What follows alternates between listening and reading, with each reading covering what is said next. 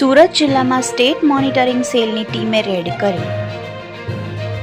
કામરેજ સ્થિત 84 ટોલ નાકા પાસે રેડ કરી દારૂ ભરેલું બંધ બોડીનું કન્ટેનર ઝડપી પાડવામાં આવ્યું. મહારાષ્ટ્રથી કચ્છ તરફ જઈ રહ્યું હતું કન્ટેનરમાં તપાસ કરતા તેમાંથી બિયરના 52,537 ટીન કિંમત ₹67,24,735 રૂપિયાની કિંમતનો જથ્થો મળી આવ્યો.